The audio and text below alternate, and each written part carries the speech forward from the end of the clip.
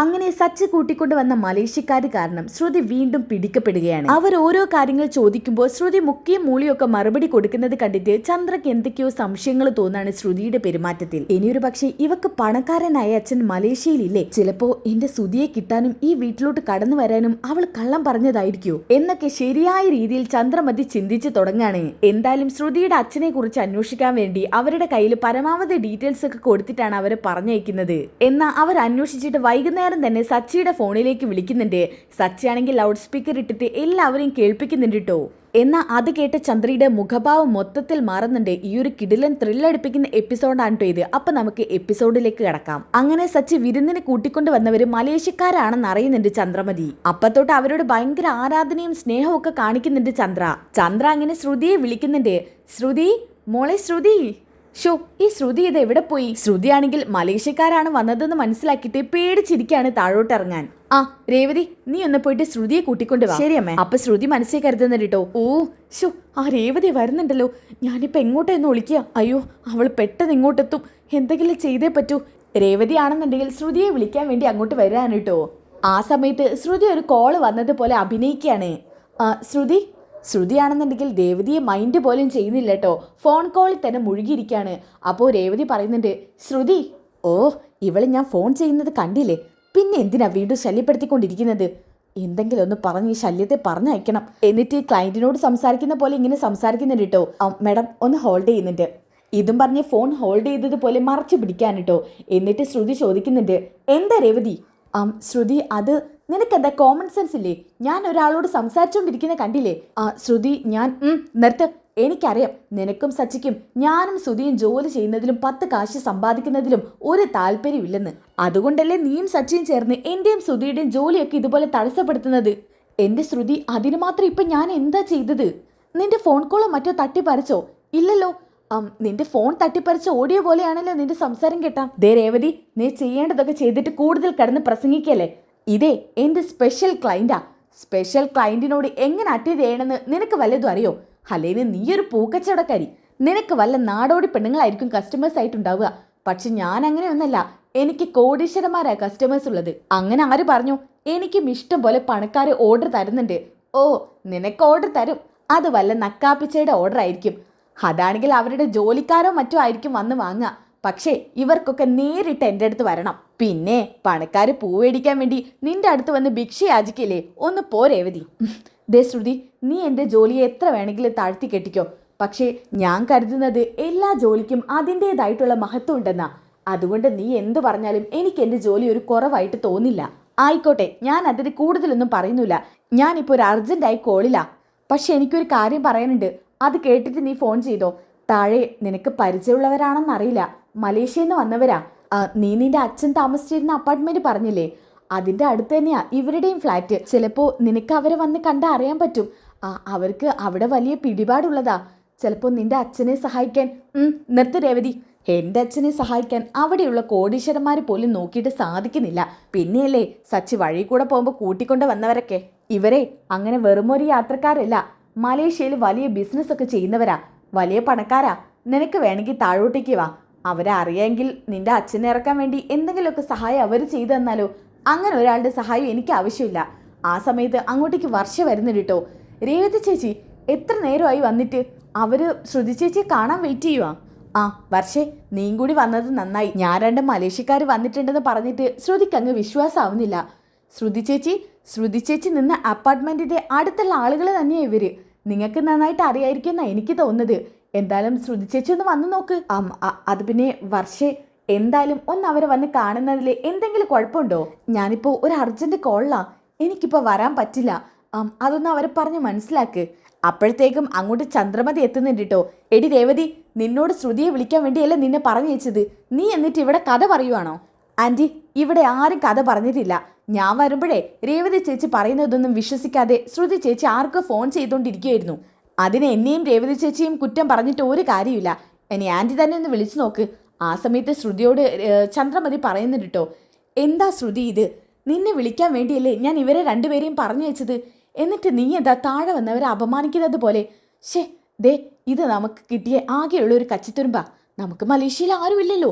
നിന്റെ അച്ഛനെക്കുറിച്ച് ഒന്ന് അന്വേഷിക്കണം എന്നുണ്ടെങ്കിലോ അറിയണം എന്നുണ്ടെങ്കിലോ അവിടെ ആരുമില്ല. പിന്നെ നിന്റെ ഇളയച്ചൻ വല്ലപ്പോഴും പോകുമ്പോഴല്ലേ വിവരങ്ങളൊക്കെ അറിയുന്നത്. അതുകൊണ്ട് തൽക്കാലം ഇവരോടൊന്ന് അന്വേഷിക്കുന്നത് നല്ലതായിരിക്കും. സംഭവം ഇവർ സച്ചിയുടെ വണ്ടിയിൽ യാത്രക്കാരാണ്. പക്ഷേ മലേഷ്യയിൽ വലിയ കോടീശ്വരന്മാരാ.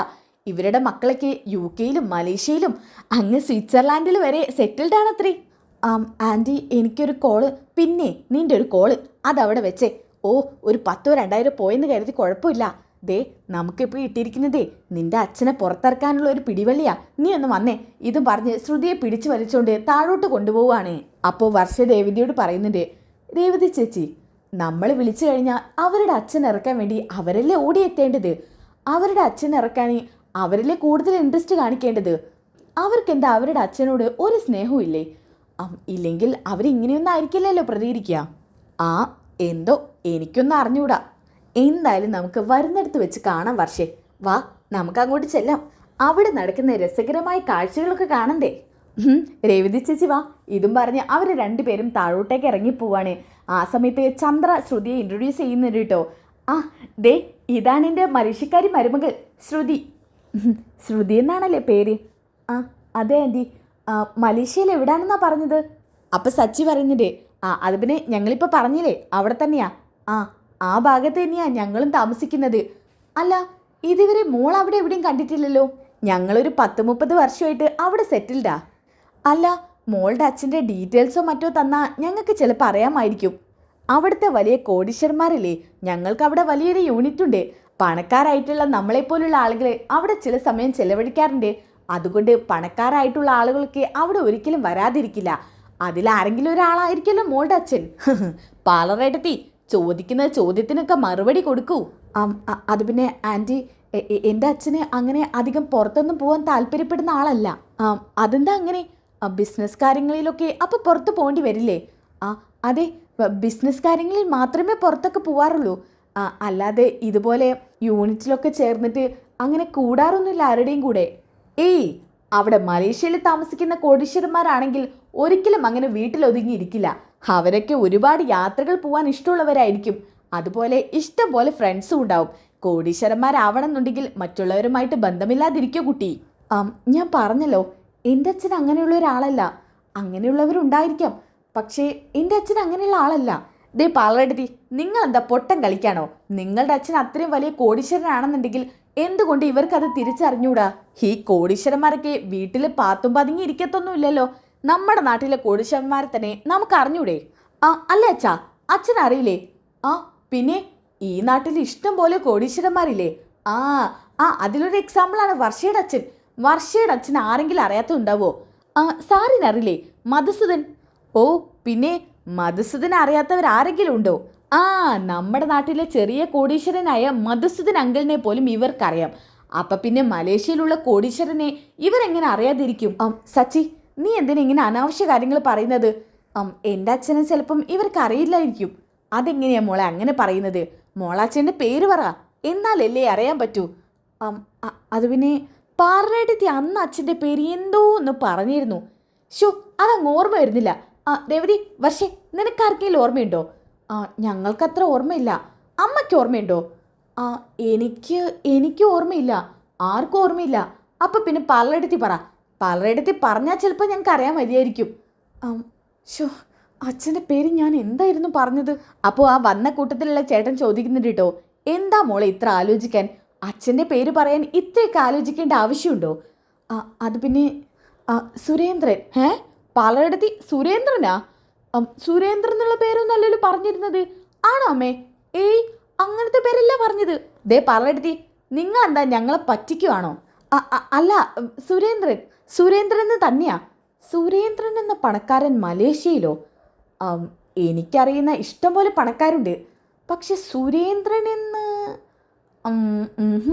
എനിക്കറിയില്ല. ഇനി എൻ്റെ സുഹൃത്തുക്കളോട് ചോദിച്ചു നോക്കാം, അല്ലെങ്കിൽ ഒരു അന്വേഷണം അവിടെ നടത്താം. ഇനിയിപ്പോൾ അതൊക്കെ പോട്ടെ, പുള്ളി ജയിലിലാണെന്നല്ലേ പറഞ്ഞത്. എന്തായാലും എൻ്റെ ഒരു ഫ്രണ്ടിനെ കൊണ്ട് അന്വേഷണം നടത്താം. എൻ്റെ ഒരു ഫ്രണ്ട് പോലീസാ. അയാളോട് പറഞ്ഞു കഴിഞ്ഞാൽ എന്താണ് സംഭവിച്ചതെന്ന് അറിയാൻ പറ്റും. ചിലപ്പോൾ ഈ കുട്ടിയുടെ അച്ഛനെ രക്ഷപ്പെടുത്താൻ എന്തെങ്കിലും വഴിയുണ്ടെങ്കിലോ? ഞങ്ങളൊന്ന് അന്വേഷിക്കാം. അങ്കിളെ, അത് അന്വേഷിച്ചിട്ടൊന്നും കാര്യമില്ല. അതിൻ്റെ കേസൊക്കെ നടന്നുകൊണ്ടിരിക്കുന്നുണ്ട്. അതിനു വേണ്ടിയ കാര്യങ്ങളൊക്കെ എൻ്റെ ബന്ധുക്കൾ ചെയ്യുന്നുണ്ട്. എത്രയും പെട്ടെന്ന് അച്ഛനെ ഇറക്കാൻ പറ്റുമെന്നാ പ്രതീക്ഷ. അതുകൊണ്ട് അങ്കിളായിട്ട് ഇനി ഒന്നും ചെയ്യാനൊന്നും നിൽക്കണ്ട. ശ്രുതി, നീയല്ലേ ഇപ്പം അടുത്ത് പറഞ്ഞത് അച്ഛനെ ഇറക്കാൻ പ്രയാസമായിരിക്കുമെന്ന്. അപ്പം പിന്നെ ഇവരന്വേഷിക്കുന്നതിൽ എന്താ കുഴപ്പം? ഇവരവിടുത്തെ കോടീശ്വരന്മാരാ. ഇവരെ കൊണ്ട് എന്തെങ്കിലും ചെയ്യാൻ പറ്റിയാലോ? ഇപ്പം തന്നെ പറയുന്നത് കേട്ടില്ലേ, അവരുടെ ഒരു ഫ്രണ്ട് അവിടെ വർക്ക് ചെയ്യുന്നുണ്ടെന്ന്. അയാൾ പോലീസാണെന്ന്. അയാളെ വിചാരിച്ചാൽ എന്തെങ്കിലും ചെയ്യാൻ പറ്റിയാലോ? അമ്മേ, പലയിടത്ത് എന്തൊക്കെയോ ഒളിപ്പിക്കുന്നുണ്ട്. എവിടെയോ ചീഞ്ഞ് നാറുന്നത് പോലെ അല്ലേ രേവതി? അപ്പോൾ രവി പറയുന്നുണ്ട് കേട്ടോ, മോളുടെ അച്ഛനെ കുറിച്ചുള്ള ഡീറ്റെയിൽസ് ഇവർക്ക് കൊടുക്കേ. അവരന്വേഷിച്ചിട്ട് വേണ്ടത് എന്താണെന്ന് വെച്ചാൽ ചെയ്തോളും.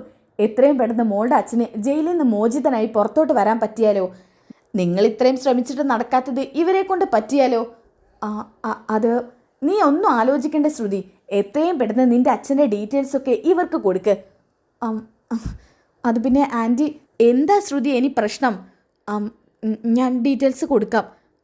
അല്ല, പാലടത്തിയുടെ അച്ഛൻ്റെ അനിയനല്ലേ ഈ ഇളയച്ചൻ? ഇളയച്ചൻ്റെ പേരെന്തായിരുന്നു? സച്ചി, ഇളയച്ചൻ്റെ പേര് എന്തെങ്കിലും ആവട്ടെ, അതൊക്കെ എന്തിനാ നിനക്ക്? അല്ല, പുള്ളിക്കാരനെ അവിടെ വല്ലവർക്ക് അറിയാമെങ്കിലോ? പുള്ളിക്കാരനും പണക്കാരനല്ലേ. അവിടെ ഇളയച്ചനൊന്നും ആർക്കും അറിയില്ല. ഇളയച്ച മലേഷ്യയിലൊന്നല്ല അധിക കാലം ഉണ്ടാവാറ്. ഇളയച്ച നാട്ടിൽ തന്നെയാ. വെറുതെ ചുമ്മാ അതും ഇതും പറയാതെ. സച്ചിക്ക് ഇത് എന്തിൻ്റെ കേടാ? ശ്രുതി, നീ നിന്റെ അച്ഛൻ്റെ ഡീറ്റെയിൽസ് അങ്ങ് കൊടുക്ക്. ആൻറ്റി, ഞാൻ പറഞ്ഞില്ലേ? എന്ത് പറഞ്ഞില്ലേന്ന്? ഒരു മിനിറ്റേ, ഞാൻ ഇപ്പം വരാം. ശ്രുതി, നീ ഒന്ന് റൂമിലേക്ക് വന്നേ. എന്തിനാ ആൻറ്റി? വരാനല്ലേ പറഞ്ഞത്? വാ. ആൻറ്റി, ശ്രുതി എന്നെ ദേഷ്യം പിടിപ്പിക്കാതെ വരുന്നുണ്ടോ? ഇതും പറഞ്ഞ് നേരെ ചന്ദ്രമതി മുറിക്കകത്തോട്ട് പോവാണ് കേട്ടോ. അപ്പോൾ ശ്രുതി ആണെങ്കിൽ പതുക്കെ അങ്ങോട്ട് വരുന്നുണ്ട്. ഈശ്വര, ഇനി എന്ത് പറയാനാണോ ആവോ? ശ്രുതി, ആ കഥക്ക് പൂട്ട്. ആ സച്ചി എങ്ങനെ അവിടെ വന്ന് നിൽക്കും. എന്താ ആൻറ്റി എന്നോ? നിനക്കെന്താ ഇത്ര മടി നിന്റെ അച്ഛൻ്റെ ഡീറ്റെയിൽസ് മറ്റുള്ളവർക്ക് കൊടുക്കുന്നതിൽ? അല്ല, ഞാൻ നിന്നോടൊരു കാര്യം ചോദിക്കട്ടെ. നിന്റെ അച്ഛൻ തന്നെയല്ലേ മലേഷ്യ ജയിലിൽ കിടക്കുന്നത്? എല്ലാവർക്കും അവരുടെ അച്ഛനമ്മമാരോട് അല്പമെങ്കിലും സ്നേഹം കാണും. നിനക്ക് നിന്റെ അച്ഛനോട് അതില്ലേ? അത് പിന്നെ ആൻറ്റി, ഞാൻ പറഞ്ഞല്ലോ. നീ എന്ത് പറഞ്ഞെന്ന്? കുറെ കാലമായി പറയാൻ തുടങ്ങിയിട്ട്. അവിടെ അച്ഛൻ എന്ന് പുറത്തിറങ്ങും ആവോ? നിന്റെ ഇളയച്ചൻ വിചാരിച്ചതുകൊണ്ടൊന്നും അങ്ങേര് പുറത്തിറങ്ങത്തില്ല. ശ്രുതി, നിനക്ക് നിന്റെ അച്ഛനെ വേണ്ടെങ്കിലും അങ്ങേരുടെ കയ്യിൽ പൂത്ത കാശാ. നിന്റെ രണ്ടാനമ്മ അടിച്ചു മാറ്റുന്നതിന് മുമ്പ് നീ എന്തെങ്കിലും ചെയ്ത് കൈവശപ്പെടുത്താൻ നോക്കാ പണം. ഇവര് കാരണം നീയാണ് നിന്റെ അച്ഛനെ ജയിലിൽ നിന്ന് ഇറക്കിയെന്ന് നിന്റെ അച്ഛനെങ്ങാനും അറിഞ്ഞാലുണ്ടല്ലോ, അച്ഛൻ്റെ പകുതി മുക്കാലും സ്വത്ത് ചിലപ്പോൾ നിനക്ക് കിട്ടും ശ്രുതി. ആൻറ്റിക്ക് എപ്പോഴും സ്വത്ത്. ഞാൻ അങ്ങനെ എൻ്റെ അച്ഛന് സ്വത്തൊന്നും ആഗ്രഹിക്കുന്നില്ല. നീ ആഗ്രഹിക്കുന്നുണ്ടായിരിക്കില്ല. പക്ഷെ എൻ്റെ ശ്രുതിക്ക് സെറ്റിലാവാനേ കാശ് കിട്ടിയേ പറ്റൂ. അതിനല്ലേ നിങ്ങളെപ്പോലുള്ള പെൺകുട്ടികളെ കെട്ടുന്നത് അവര്. അപ്പോൾ അവർക്കാർക്കും ഭാര്യമാരോട് ആത്മാർത്ഥമായിട്ടുള്ള സ്നേഹം ഉണ്ടായിട്ടല്ലേ? ശ്രുതി, അത് വേറെ കാര്യം. ശ്രുതിക്ക് നിന്നോട് സ്നേഹമൊക്കെ ഉണ്ട്. പക്ഷേ കിട്ടേണ്ട പണം കിട്ടിയല്ലേ പറ്റൂ. നിന്നെ ശ്രുതി വിവാഹം കഴിച്ചപ്പോൾ തൊട്ട് ഇതുവരെ ഒരു കാലണ നിന്റെ വീട്ടിൽ നിന്നൊന്നും തന്നിട്ടില്ല. സ്വർണ്ണമായിട്ടോ പണമായിട്ടോ അങ്ങനെ ഒന്നും. അതൊക്കെ എന്നെങ്കിലുമൊക്കെ കിട്ടിയാലേ പറ്റൂ. അതുകൊണ്ട് കൂടുതലൊന്നും പറയണ്ട. ഇതൊരു പെന്നും പേപ്പറാ. എത്രയും പെട്ടെന്ന് നിന്റെ ഡീറ്റെയിൽസ് ഒക്കെ എഴുതി അവരുടെ കയ്യിൽ കൊടുക്ക്. ചെല്ല്. അങ്ങനെ ഇതും പറഞ്ഞുകൊണ്ട് ശ്രുതി ആ പേപ്പറുമായിട്ട് അവിടുന്ന് പോകുന്നുണ്ട്. ആ സമയത്ത് ചന്ദ്രമതി മനസ്സിൽ കരുതുന്നുണ്ട്, ഇവളെന്താ ഇങ്ങനെ? ഇവയ്ക്ക് ഇവളുടെ അച്ഛൻ ജയിലിൽ നിന്ന് ഇറങ്ങണമെന്നില്ലേ? എന്താണാവോ ഇവളുടെ മനസ്സിലിരിപ്പ്? അവളുടെ അച്ഛൻ മലേഷ്യയിൽ നിന്ന് ഇറങ്ങില്ലെങ്കിലേ എൻ്റെ ശ്രുതിയാ കഷ്ടപ്പെടാൻ പോകുന്നത്. അതുകൊണ്ട് അയാൾ എങ്ങനെയെങ്കിലും മലേഷ്യയിൽ നിന്ന് ഇറങ്ങണം. പൈസ കിട്ടിയാൽ പിന്നെ അയാൾ ജയിലിലാവാതിരിക്കേ എന്തെങ്കിലും ആവട്ടായിരുന്നു. ഇതും പറഞ്ഞ് ചന്ദ്രമതി അവിടുന്ന് പോവാണ് കേട്ടോ. ഓക്കെ, ഇനി അതൊക്കെ കഴിഞ്ഞിട്ട് കാണിക്കുന്നത് പേപ്പറിലെ കടലാസിലെ ഡീറ്റെയിൽസ് ഒക്കെ എഴുതിയിട്ട് അവരുടെ കയ്യിൽ കൊടുക്കുന്നതാണ് കേട്ടോ. അവരങ്ങനെ സദ്യയൊക്കെ കഴിച്ചു കഴിഞ്ഞു കേട്ടോ. ആ സമയത്താണ് ശ്രുതി വന്നിട്ട് ആ പേപ്പർ കൊണ്ടു കൊടുക്കുന്നത്. അപ്പോൾ ആ ചേട്ടൻ പറയുന്നുണ്ട്, ഞാൻ എന്തായാലും ഇത് വച്ചൊരു അന്വേഷണം നടത്താം. അതിനുശേഷം എന്താ വിവരം എന്ന് വെച്ചാൽ വിളിച്ചു പറയാം. മോൾ ഒന്നും കൊണ്ട് വിഷമിക്കണ്ട. മോളുടെ അച്ഛനെ പുറത്തിറക്കാൻ എന്നാൽ കഴിയുന്ന എന്ത് സഹായം വേണമെങ്കിലും ഞാൻ ചെയ്യും. അങ്കിളിന് അതൊരു ബുദ്ധിമുട്ടാവില്ലേ? എനിക്കെന്ത് ബുദ്ധിമുട്ട്? സച്ചി എന്ന് വെച്ചാൽ എനിക്കിപ്പോൾ ജീവനാ. എൻ്റെ മോനെ പോലെയാ. എൻ്റെ ഭാര്യയ്ക്കും അങ്ങനെ തന്നെയാ.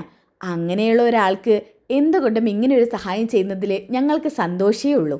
ഞങ്ങളുടെ അവിടെയുള്ള പിടിപാടൊക്കെ വെച്ചിട്ട് ഞങ്ങളൊരു അന്വേഷണം നടത്താം. ജയിലിൽ നിന്ന് ഇറക്കാൻ പറ്റുവാണെങ്കിൽ ഇറക്കി തരിക തന്നെ ചെയ്തിരിക്കും. സച്ചി, ഈ വീട്ടിലുള്ള എല്ലാവരോടായിട്ട് പറയാ, ഇന്നത്തെ സദ്യ അതിഗംഭീരമായിരുന്നു. പ്രത്യേകിച്ച് അതിന് ഞാൻ നന്ദി പറയേണ്ടത് രേവതി മോളോടാ. ആദ്യമായിട്ട് ഈ വെഡ്ഡിങ് ആനിവേഴ്സറിയാ ഞങ്ങൾ മനസ്സ് നിറഞ്ഞ് സന്തോഷമായിട്ട് കഴിച്ചത്. മോൾ എന്തൊക്കെ തരം വിഭവങ്ങളാണ് ഉണ്ടാക്കിയിരിക്കുന്നത്. ശരിക്കും പറഞ്ഞാൽ ആ രുചി നാവീന്ന് പോകുന്നില്ല. ഇനിയും ഞങ്ങൾ വരും. എന്തായാലും ജീവിതത്തിൽ മറക്കാൻ പറ്റാത്ത ദിവസം സമ്മാനിച്ച സച്ചിമോനും രേവതി മോൾക്കും ഞങ്ങളുടെ ഒരുപാട് നന്ദി. അയ്യോ, അതിൻ്റെ ഒന്നും ആവശ്യമില്ല. അതൊന്നും പറഞ്ഞാൽ പറ്റില്ല. ഞങ്ങൾക്ക് നന്ദിയിലൂടെ മാത്രം അറിയിക്കേണ്ടതല്ല ആ കാര്യം. സച്ചി ഒന്നിങ്ങ് വന്നേ. എന്താ സാറേ? ഒന്നിങ്ങ് വാടൂ. എന്താ സാറേ? ദേ ഇത് പിടിക്ക്. ഇതെന്താ? ഇത് ഞാൻ നേരത്തെ തന്നെ നിനക്ക് തരണമെന്ന് വിചാരിച്ചതാ. ഇത് വെക്കടോ. അയ്യോ സാറേ, എനിക്ക് ഓട്ടം പോയ പണം മാത്രം മതി. അത് പറഞ്ഞാൽ പറ്റില്ല. ഇത് ഞങ്ങളുടെ മക്കൾക്ക് കൊടുക്കുന്നത് പോലെ കണ്ടുകൊണ്ട് നീ ഇത് വേടിക്കണം. നീയും ഞങ്ങളുടെ മകൻ തന്നെയാ. അയ്യോ സാറേ, അത് വേടിക്കേ. ഒന്നും പറയണ്ട. ഇതേ മോൻ വെച്ചോ. പിന്നെ ഞങ്ങളെ ഇനിയും ഓട്ടത്തിന് വിളിക്കണം. അപ്പോഴൊക്കെ വരണം. അത് പിന്നെ പറയാനുണ്ട് സാറേ. ഞാൻ എന്തായാലും അവിടെ എത്തിയിരിക്കും. എന്നാൽ പിന്നെ ഞങ്ങളെ വീട്ടിലോട്ടാക്കി തന്നോ. ഇനിയിപ്പോൾ ആ ജോലി കഴിഞ്ഞാൽ നിനക്ക് ഇങ്ങോട്ട് വരാലോ. ശരി രേവതി. അച്ഛാ, ഞാൻ ഇറങ്ങട്ടെ. ശരി മോനെ. ചേട്ടാ, എന്നാൽ പിന്നെ ഞങ്ങൾ ഇറങ്ങട്ടെ. അമ്മേ ഇറങ്ങട്ടെ. ശരി. പിന്നെ എൻ്റെ മരുമകളുടെ അച്ഛൻ്റെ കാര്യം അതൊക്കെ ഞങ്ങൾ ശരിയാക്കാം. വലിയ ഉപകാരമുണ്ട്. ഓക്കെ ശരി. അങ്ങനെ ഇതും പറഞ്ഞുകൊണ്ട് അവരവിടെ നിന്ന് ഇറങ്ങി പോവാണ് കേട്ടോ. അങ്ങനെ അവർ പോയല്ല അച്ഛാ? അതെ. അല്ല, അമ്മയ്ക്ക് ഞാൻ ആരൊക്കെ കൂട്ടിക്കൊണ്ട് വന്നതിൽ വലിയ പ്രയാസമൊക്കെ ആയിരുന്നല്ലോ. ഇപ്പം എന്ത് പറ്റി? മുഖത്ത് വല്ലാത്തൊരു പ്രസരിപ്പ്. അത് പിന്നെ ശ്രുതിയുടെ അച്ഛനെ എങ്ങനെയെങ്കിലും പുറത്തിറക്കാൻ പറ്റിയാലോ. അത് ശരിയാ. അങ്ങനെ ഒരു അച്ഛനുണ്ടായിട്ട് വേണ്ടേ പുറത്തിറക്കാൻ. എന്ത്? അയ്യോ ഒന്നുമില്ല പാർലറെടുത്തി, ഒന്നുമില്ല. ഇവനത് എന്തിൻ്റെ കേടാ. ഓക്കെ, അങ്ങനെ അതൊക്കെ കഴിഞ്ഞിട്ട് കാണിക്കുന്നത് വർഷയും രേവതിയും സച്ചിയാണ് കേട്ടോ. ശ്രീകാന്തും ഒപ്പമുണ്ട്. അപ്പോൾ വർഷ പറയുന്നുണ്ട്, സച്ചേട്ടാ, ആ ശ്രുതി ചേച്ചിയുടെ പെരുമാറ്റത്തിൽ എനിക്ക് എന്തൊക്കെയോ മാറ്റം തോന്നുന്നുണ്ട്. അതിപ്പം നിനക്ക് മാത്രമല്ല വർഷേ, എനിക്കും രേവതിക്കും അങ്ങനെ ഒരു സംശയമുണ്ട്. നിങ്ങൾക്ക് മാത്രമൊന്നല്ല, എനിക്കും ആ സംശയമുണ്ട്. ശ്രീകാന്തിനും സംശയമുണ്ട്. എൻ്റെ സച്ചേട്ടാ, ശ്രുതി ചേട്ടനെ എല്ലാവർക്കും പറ്റിക്കാൻ പറ്റും. ആ കൂട്ടത്തിൽ ശ്രുതി ചേച്ചി നന്നായിട്ട് ശ്രുതിയേട്ടനെ പറ്റിക്കുക. അതേടാ, ആ തയ്യോളി ഇവള് പറ്റിക്കുക. അതിനെങ്ങനെയാ? അവന് കാര്യം പറഞ്ഞാൽ മനസ്സിലാവില്ലല്ലോ. ഇവൾ 1-2 പറയുമ്പോഴത്തേക്കും അവൻ അതാണ് സത്യം എന്ന് പറഞ്ഞാൽ അത് വിശ്വസിക്കും. പിന്നെ അമ്മ വേറെന്തെങ്കിലും പറഞ്ഞാൽ അത് സത്യമാണെന്ന് പറഞ്ഞാൽ അവൻ അത് വിശ്വസിക്കും. നമ്മളൊക്കെ പറഞ്ഞു കൊടുക്കുന്ന നല്ലത് മാത്രമേ അവന് വിശ്വസിക്കാൻ കഴിയാത്തതുള്ളൂ. അത് സച്ചേട്ടൻ പറഞ്ഞത് ശരിയാ. ഇല്ലെങ്കിൽ എന്തെങ്കിലും കേൾക്കുമ്പോഴെങ്കിലും ഒന്ന് അന്വേഷിക്കണം എന്നുള്ളൊരു ബോധം അത് സുധിയേട്ടൻ്റെ അയലത്ത് കൂടെ പോയിട്ടില്ല. 7 ഡിഗ്രി എടുത്തിക്കണം അത്രേ, ഒരു കാര്യമില്ലാത്ത ഡിഗ്രി. എന്തായാലും ഇന്നത്തെ ഒരൊറ്റ ദിവസം, അതിനുള്ളിൽ മലേഷ്യക്കാരിയുടെ മലേഷ്യൻ വിവരം അറിയാൻ പറ്റും. അവക്ക് അങ്ങനെ ഒരു അച്ഛൻ മലേഷ്യയിലുണ്ടെന്ന് ആദ്യം എനിക്കൊന്ന് അറിയണം. അപ്പോൾ ശ്രീകാന്ത് പറയുന്നുണ്ട്, അങ്ങനെ ഒരു അച്ഛൻ മലേഷ്യയിലില്ലാതെ നമ്മുടെ അമ്മയോട് കള്ളം പറയാൻ മാത്രം ധൈര്യമൊക്കെ ശ്രുതിയേട്ടത്തിക്ക് ഉണ്ടാവുക സച്ചേട്ടാ? അവക്ക് അത് മാത്രമല്ല, അതിനും വലിയ ധൈര്യം ഉണ്ടാവും. അവക്ക് അത്രയും ധൈര്യം ഉണ്ടായിട്ടല്ലേ അവൾ അച്ഛൻ്റെ പണം കിട്ടിയതൊക്കെ മറച്ചു വെച്ചത്. അതിന് മാത്രം അമ്മ അവക്ക് കൊടുക്കുകയും ചെയ്തല്ലോ. അത് ശരിയാ ശ്രീകാന്ത് സച്ചേട്ടൻ പറഞ്ഞത്. ഇത്രയും വലിയ കള്ളം മറച്ചു വെച്ച ശ്രുതി ചേച്ചിക്ക് എന്തുകൊണ്ട് ഇത് മാത്രം ഹാൻഡിൽ ചെയ്യാൻ ഇത്ര ബുദ്ധിമുട്ട്? ഒന്നും അറിയില്ല. എന്തായാലും ഇന്നത്തോട് കൂടിയിട്ട് അവൻ്റെയും അവളുടെ ചാഞ്ചാട്ടം ഞാൻ നിർത്തി കൊടുക്കും. സച്ചേട്ടാ, അമ്മ വരുന്നുണ്ട്. ആ സമയത്ത് ചന്ദ്രമതി അങ്ങോട്ട് വരുന്നുണ്ട് കേട്ടോ. എന്താടാ നിങ്ങൾ 4 പേരും നിന്നൊരു ചർച്ച? ഒന്നുമില്ലേ, നമ്മളിങ്ങനെ അതും ഇതൊക്കെ പറഞ്ഞ് സംസാരിക്കുമായിരുന്നു. അതിൻ്റെ കൂട്ടത്തിൽ കൂടാനൊക്കെ പറ്റുമോ? ഞാൻ എന്തിനാ നിങ്ങളോട് സംസാരിക്കാൻ വരുന്നത്? അത് ശരിയാ, മലേഷ്യക്കാരി മരുമകൾ ഒറ്റയ്ക്കായിരിക്കും. അമ്മ അങ്ങോട്ട് ചെല്ലേ. ഞാൻ ഇങ്ങോട്ട് വന്നത് എന്തിനാണെന്ന് നിനക്ക് മനസ്സിലായില്ലേ? ഇല്ല, എന്തിനാ? സച്ചേട്ടാ, അമ്മ വന്നതേ വേറെ ആവശ്യത്തിനാ. എന്താ ആവശ്യടാ? സച്ചേട്ടന് മനസ്സിലായില്ലേ? ഇല്ല. സച്ചേട്ട വേറൊന്നുമല്ല, നേരത്തെ ശ്രുതി ചേച്ചിയുടെ അച്ഛനെ കുറിച്ച് അന്വേഷിക്കാൻ മലേഷ്യക്കാരോട് പറഞ്ഞില്ലേ? അവരന്വേഷിച്ചോ ഇല്ലയോ എന്നറിയാൻ. അവരിപ്പം അങ്ങ് ഇറങ്ങി പോയതല്ലേ ഉള്ളൂ. അപ്പോഴത്തേക്കും അവർ വിളിച്ച് അന്വേഷിച്ച് കാണോ? അത് ശരിയാ. അവർ പോയിട്ട് അവർക്ക് സാവകാശമൊക്കെ കൊടുക്കണ്ടേ അമ്മേ? എടാ, എന്തായാലും അവരോട് എത്രയും പെട്ടെന്ന് മറുപടി തരാൻ പറ. ദേ അമ്മേ, നമ്മൾ പണം കൊടുത്ത് അവരെ CBI നിർത്തിയേക്കൊന്നുമല്ല. അവർക്ക് സമയമുള്ളപ്പോൾ അന്വേഷിച്ച് അതൊക്കെ പറയും. അല്ലാതെ നമ്മൾ വിളിച്ച് ഭീഷണിപ്പെടുത്തി നമുക്ക് നേടിയെടുക്കേണ്ട ഒരു കാര്യമൊന്നും അല്ല ഇത്. അത് ശരിയാ, നിനക്ക് ചിലപ്പോൾ താല്പര്യമൊന്നും കാണില്ല, പക്ഷേ എനിക്ക് താല്പര്യമുണ്ട് ഇതിൽ. ആയിക്കോട്ടെ. എന്തായാലും അവർ മറുപടി തന്നാലേ എനിക്ക് മറുപടി തരാൻ പറ്റത്തുള്ളൂ. അവൻ്റെ ഒരു അഹങ്കാരം. എന്തായാലും വേണ്ടില്ല, അവർ മറുപടി തന്നാൽ ഉടനടി എന്നെ അറിയിക്കണം. അത് ഞാൻ ചെയ്തോളാം. തമ്പുരാട്ടി പറഞ്ഞ പോലെ തമ്പുരാട്ടി അറിയിക്കാം. പോടാ. ഇതും പറഞ്ഞുകൊണ്ട് ചന്ദ്രമതി അവിടുന്ന് പോകുന്നുണ്ട് കേട്ടോ. അമ്മയ്ക്ക് അത് അറിയാനിട്ടേ വലിയ പ്രയാസമുണ്ട്. അത് പിന്നെ ഇല്ലാതിരിക്കോടാ. മലേഷ്യക്കാരി മരുമകളെ അമ്മയായി കണ്ടുപിടിച്ചതല്ലേ, അപ്പം പിന്നെ ഒരിക്കലും ഇല്ലാതിരിക്കില്ല. അപ്പം രേവതി പറയുന്നുണ്ട്, ഉള്ളിൽ നല്ല മനപ്രയാസമുണ്ട്. എന്തായാലും എന്താണാവോ ഇനി അവർ പറയാൻ പോകുന്നത്. ഓക്കെ, ഇനി അതൊക്കെ കഴിഞ്ഞിട്ട് കാണിക്കുന്നത് കുറച്ച് സമയത്തിന് ശേഷമാണ് കേട്ടോ. സച്ചയാണെങ്കിൽ വണ്ടി കഴുകിക്കൊണ്ടിരിക്കുകയാണ്. ആ സമയത്ത് രേവതി ഒരു ഫോണായിട്ട് വരുന്നുണ്ട്. സച്ചേട്ടാ, സച്ചേട്ടാ, സച്ചേട്ടൻ്റെ ഫോൺ റിങ് ചെയ്യുന്നു. ഇതാരാ നോക്കിയേ? എവിടെ നോക്കട്ടെ രേവതി. ആ, ഇത് നമ്മുടെ മലേഷ്യക്കാരാ. ആ, മലേഷ്യക്കാരാണോ? എന്ന് ഫോൺ എടുക്ക് സച്ചേട്ടാ. ആ, ഒരു മിനിറ്റേ. ആ, ഹലോ സാർ. ആ, സച്ചി, ഞാനൊരു കാര്യം പറയാൻ വേണ്ടി വിളിച്ചതായിരുന്നു. എന്താ സാർ? സച്ചി ഇപ്പോൾ എന്തെങ്കിലും ജോലിയിലാണോ? അല്ല, സാറ് പറഞ്ഞോ, ഞാൻ വീട്ടിലാ. ഓ, വീട്ടിലാണല്ലേ. സച്ചിയുടെ ഏട്ടത്തിയുടെ അച്ഛനെക്കുറിച്ച് അന്വേഷിക്കാൻ പറഞ്ഞില്ലേ മലേഷ്യയിലുള്ളേ? ആ, പറഞ്ഞിരുന്നു. അതിലെന്തെങ്കിലും തീരുമാനമായോ സാറേ? ആ, ഞാനതിനെക്കുറിച്ച് അന്വേഷിച്ചു. ആണോ? എന്നിട്ട് വിവരങ്ങൾ എന്തെങ്കിലും കിട്ടിയോ സാറേ? കിട്ടി. എന്താ അറിയാൻ പറ്റിയത്? അത് പിന്നെ ആ കുട്ടിയുടെ അച്ഛൻ്റെ പേര് സുരേന്ദ്രൻ എന്നല്ലേ പറഞ്ഞത്? അങ്ങനെയാണ് പറഞ്ഞത്. അങ്ങനെ ഒരു കോടീശ്വരൻ ഞങ്ങളുടെ ഈ ചുറ്റുവട്ടത്ത് എവിടെയില്ല. അത്യാവശ്യം ഒരുവിധം സ്ഥലത്ത് അന്വേഷിച്ചു. ഇവിടെ സെറ്റിലായിട്ടുള്ള ഒരുവിധം പേരൊക്കെ അന്വേഷിച്ചു. അങ്ങനെയുള്ള ഒരാളില്ല. അത് പോട്ടെ, അത് ചിലപ്പോൾ അറിയാതെ ആയിരിക്കുമെന്ന് കരുതാം. ഇവിടുത്തെ പോലീസ് സ്റ്റേഷനിലും ജയിലിലും എല്ലായിടത്തും അന്വേഷിച്ചു. എൻ്റെ കൂട്ടുകാരനെ മുൻനിർത്തിയാണ് ഞാൻ അന്വേഷിപ്പിച്ചത്. ആ കുട്ടി തന്നതനുസരിച്ച് ഞാൻ എല്ലാ അന്വേഷണവും നടത്തി. പക്ഷേ അവിടെ അങ്ങനെ ഒരാൾ ജയിലിലില്ല. സാറ് നല്ല രീതിക്ക് അന്വേഷിച്ചോ? ഞാൻ അന്വേഷിക്കാതിരിക്കുമോ സച്ചി? എൻ്റെ ഫ്രണ്ടാണ് അവിടെ പോലീസായിട്ട് വർക്ക് ചെയ്യുന്നതെന്ന് ഞാൻ പറഞ്ഞില്ലേ. ചിലപ്പോൾ അദ്ദേഹത്തിന് എന്തെങ്കിലും തെറ്റ് പറ്റിയതാണെങ്കിലോ? ഒരിക്കലും അങ്ങനെ തെറ്റ് വരില്ല, പ്രത്യേകിച്ച് അങ്ങനെ എഫിഷ്യൻ്റ് ആയിട്ടുള്ള ഒരു പോലീസുകാരന്. അപ്പോൾ സാറ് പറയുന്നത് വിശ്വസിക്കാം സച്ചി. ഞാൻ പറഞ്ഞ കാര്യങ്ങൾ അനുസരിച്ച് അങ്ങനെ ഒരു വ്യക്തി ഇവിടെ ഇല്ല.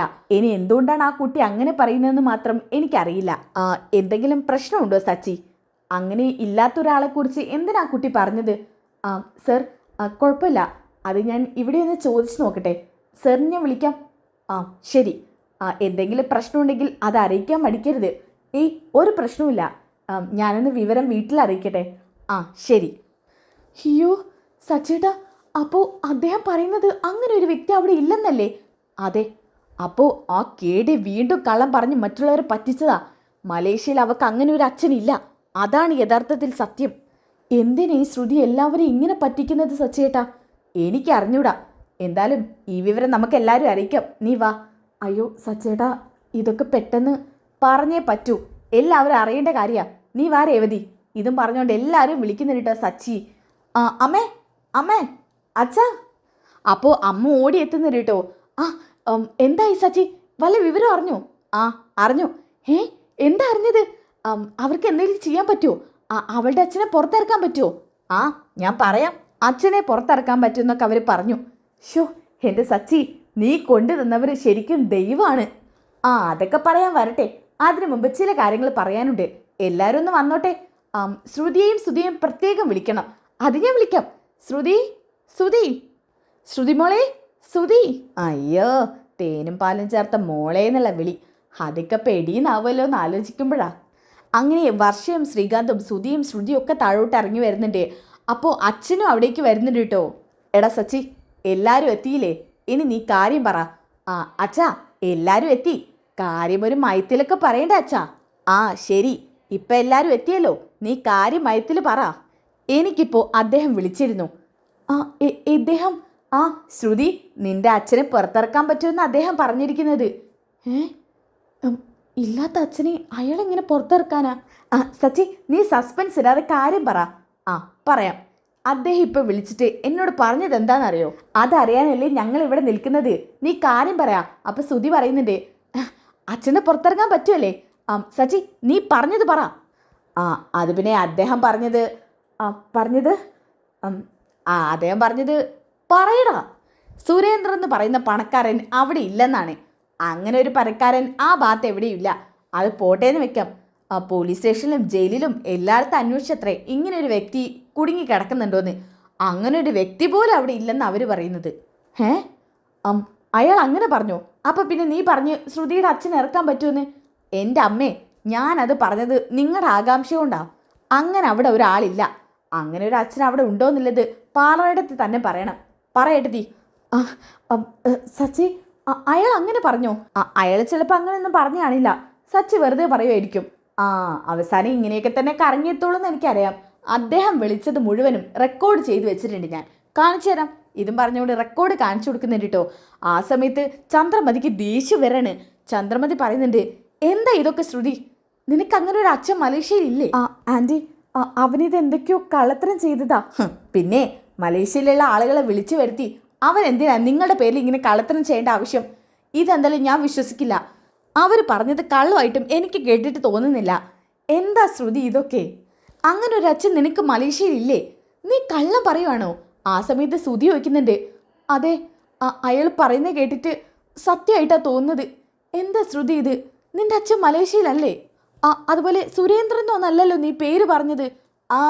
അങ്ങനെ ചോദിക്ക്. സുരേന്ദ്രൻ എന്നല്ല നമ്മളോട് പറഞ്ഞത്. ഇപ്പം അത് സുരേന്ദ്രനൊക്കെ ആയിട്ടുണ്ട്. അത് പിന്നെ ശ്രുതി. എന്ത് പിന്നെ? എന്താ ശ്രുതി നീ ഇങ്ങനെ ഓരോന്ന് മറച്ചു വെക്കുന്നത് പോലെ? ചോദിക്കും പോലെ ചോദിക്ക ശ്രുതി. നീ അങ്ങനെ ചോദിക്കാഞ്ഞിട്ടാ പാറയെടുത്ത് നിന്റെ തലയിൽ കിടന്ന് അമ്മാനം ആടുന്നത്. നീ മിണ്ടായിരിക്കട സച്ചി. ഞാൻ ചോദിക്കും പോലെ ചോദിച്ചോളാം. നീ എൻ്റെ തലയിൽ കിടന്ന് അമ്മാനം ആടണ്ട. ഓ ശരി ശരി. ആ സമയത്ത് ചന്ദ്രമതിക്ക് ദേഷ്യം വരാൻ കേട്ടോ.